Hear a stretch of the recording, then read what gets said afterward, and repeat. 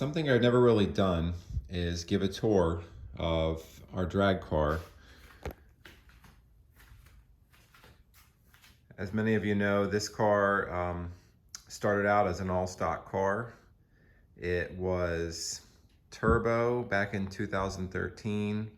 Then it was LS swapped in 2013 and part of 14, and then we converted over to 2JZ, and from there it just spiraled into what is now our 6-second drag car.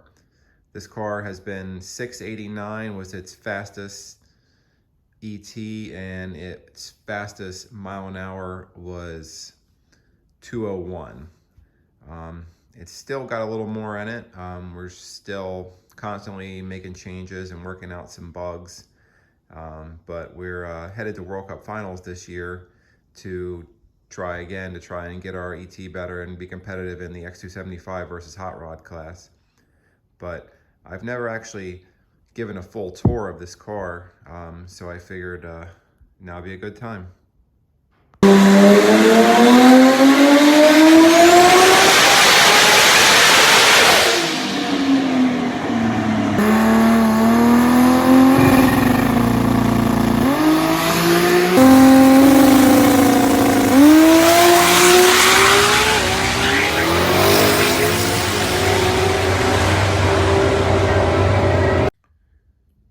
I'm going to start with probably the question I get the most, especially when people see the car in person, is what's going on with this intercooler? Is this intercooler curved? This intercooler is a sticker. We sealed the bumper up a couple years ago for Aero and had this sticker made, and ever since it's always been a topic of conversation. People are like, why'd you put a sticker on the intercooler? Or why is your intercooler bent? And what they don't realize is just a really good sticker that Signs in One Day in Baltimore made for us. So that's always fun to poke fun at people with. But we actually don't even have an air-to-air intercooler anymore. We have a 2,000 horsepower water-to-air core in here. And the reason it's got this tape on it is we actually have insulation in here to keep it from sweating, because a lot of the time when you have a water to air, if the temperature changes a bit, you get some condensation, and then that can be dangerous at the track. So we actually kind of padded it with some insulation and taped it up real good. It's ugly, but it's safe, and that's what's important. So of course we have our 2JZ, we have our Bullet Racing billet block. This is actually a Bullet wet block, so you can run coolant in it if you want. We have just chosen not to for safety reasons. When you start going super fast, the least amount of water you have, the better. We still have coolant that runs through the cylinder head to keep it cool. So we have our standard water outlet here that goes into the radiator, but the bottom radiator hose actually comes over and runs into a big Mazir external water pump. So we don't have the water pump ran off of the motor anymore like you would. The external pump pumps it through the radiator, through the motor, and back around. This literally is just to keep the head from getting overheated. Some people run no coolant in drag cars. I personally have heard too many horror stories about melted valves and that kind of thing, so I chose to still run some water through it, mainly because, you know, sometimes the car's got to idle for longer than 10 seconds if you're waiting in line or if somebody breaks or whatever. So it's nice to have a little bit of a safeguard there. We obviously deleted AC a long time ago. We moved the battery to the rear to make room for the dry sump tank. A dry sump is an oiling system where the oil pump is separate from the motor. Normally a wet sump, the oil pump would be on the front of the motor, and it would pull the oil from the oil pan from a submerged wet sump in the pan and pump it through the motor. What we have instead is this external pump here. This kit is from Powerhouse Racing, and it bolts directly to the oil pan. It's kind of hard to see from here, but this, as the motor returns down to the bottom of the pan, the pump picks it up and disperses it. You have a hose that returns to the tank. You have a hose that goes directly to the motor. It comes out of the motor and goes through the oil filter and then returns. What we have here is actually a pretty cool little device. This is our Clearview oil filter. In here there's a screen, and that is our oil filter. And what this does is, when the motor is running, we can see the oil, we can make sure it's moving, and when we turn the motor off, we can actually go to this little air fitting right here. It comes off, it's like a tire valve, and you push air through this with an air compressor, and it pushes all the oil out, and you can actually check the filter and check for debris in your oil, and you can see if there's metal shavings. You can actually see if you have a bearing failing or something in the motor very quickly, which is really cool. This particular turbo we have on here is the ProMod 88. This front half though can be an 88, a 94, a 98, a 102, and then use the same back housing. So it's pretty cool if you ever want to, step it up and go to the next level. We have our dual wastegates here. Our wastegates are controlled by a 2 Mac valve rising and falling CO2 controller. The CO2 is basically a way to regulate the wastegate spring. So we can put a really small spring in the wastegate, and the CO2 actually holds the spring down until we're ready to let it up. So it's a very good way to control boost. This here is the tank for the intercooler. We actually take this off and put ice and water in there, and that is what the intercooler is plumbed with. There is actually a pump that is constantly pumping the cold, fresh water through the intercooler, and that's what keeps the charge air nice and icy. When we switch to that, we cut our intake air temperature in half, which was a big help for horsepower wise. Got our Powerhouse Racing valve covers, Sleeper Designs intake manifold, Sleeper Designs fuel rail. He custom makes a special fuel rail that holds a regular injector and then an atomizer injector. The billet atomizer is actually like a really large injector that's designed normally for like a big V8 car. These regular injectors max out around 2200 to 2600 cc's. And when you have 2 sets of those, you can only get so far before you start running out of fuel. So then you have to go to a bigger injector. These billet atomizers are 550 pounds per hour, which is about double one of those. So it gives you a lot more headroom for fueling. We have our direct port nitrous injection down here. There's one for each cylinder, and we have our nitrous fogger here, which is just basically a quick shot to spool the turbo up when we go to launch. This is our custom made fuel cell right here. It holds about 3.5 gallons of methanol.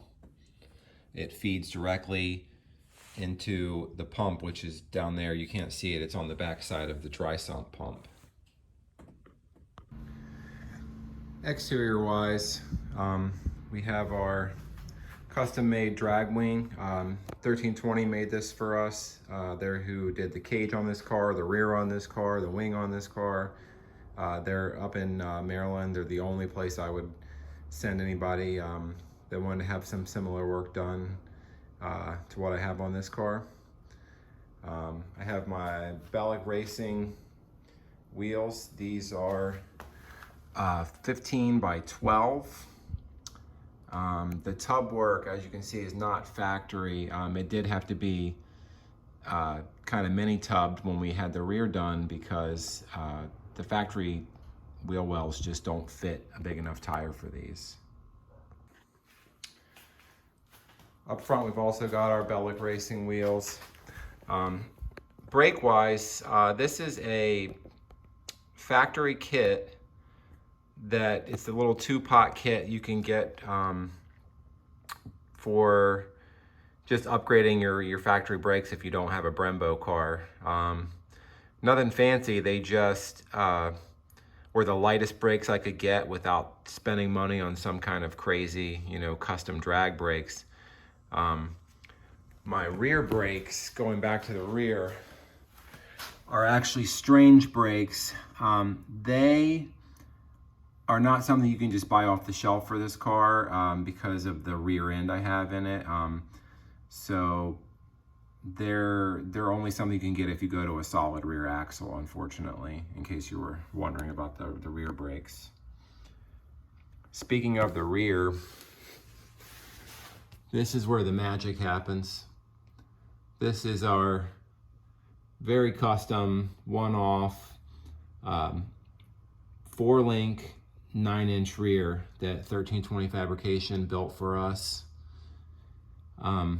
It uses Mencher double adjustable shocks with external reservoirs. It uses a Strange third member 9-inch, 40 spline axles, pretty much anything that you would put on like a pretty heavy hitting car. We wanted to overbuild the rear as much as we could to make sure that it could handle it, because we went through some serious trials and tribulations with the factory rear and then some of the upgraded factory components when we started getting up in the higher horsepower range. So this particular setup is something that you would definitely have to have custom made if you wanted something similar to it. If you'd like to, just hit me up and I'll connect you with Jason over there. Going back up front, we do also have a set of custom Mencher front shocks.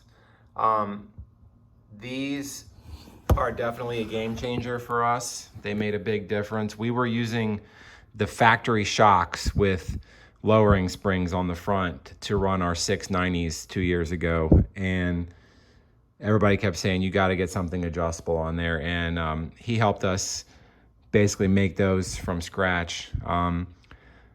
They could be reproduced. If somebody wanted a set like them, just let me know and I can probably get you a set spec similar to what we have. But those are really only going to be necessary in a drag racing application. Inside the car, we've got our nitrous. This is where our CO2 bottle for our wastegate goes. This is our ice box for our transmission cooler. This is a great way to not worry about transmission temps. We actually take a transmission cooler and submerge it in water and then add ice to the water, and we do that right before every pass. So the transmission takes a long time to actually get hot, which is what you want when you're up there on the trans brake. Your temperatures really get pretty crazy pretty quick. So it's kind of like a grudge racer's way of being able to go in and really lean on the car for a couple of minutes without getting the transmission too hot. In the center here, we have our Precision Products auto shifter. This has got an air plunger on it. The computer tells it when to shift. It's just air actuated off of the CO2. That little MAC valve there controls it. So once we put the car in first gear and we go to launch, from there, the computer actually tells it when to shift to second and third, and that's just one less thing we have to worry about. So I can actually take my hand off the shifter and focus on the steering wheel, and the computer just pushes it into the next gear. Up here we have our Motec keypad, our Motec C125 dash. This steering column is also custom made by 1320. Saved a ton of weight over stock. We have our buttons here. One button is for the trans brake, one button is for the bump box, one button is for the line lock, so we can do a burnout. That's our turn on button, that's our start button. We have a fan control, we have a burnout mode, nitrous purge. We can actually control our map via the dash with the up and down arrows. So I have maybe 3 different maps in there, and if I get up to the line and the track is looking really tight, maybe I'll move it up a little bit. If the track's looking really rough, maybe I'll move it down a little bit. And that's a way to kind of adjust on the fly for track conditions. So that's really cool too.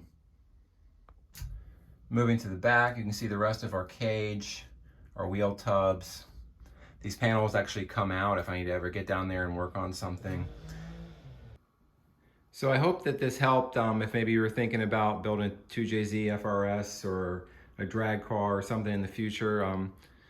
I wish something like this would have existed, you know, when I started putting the car together, that's for sure. It would have saved me 10 years of research and development.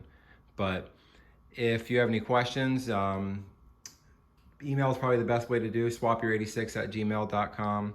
If you'd like to see more stuff like this, subscribe, leave us a comment. I could go over several other things with what goes into racing the car and servicing the car, and just some of the tricks of the trade that we use to get down the track. But I'd love to hear from you, and thanks so much for watching.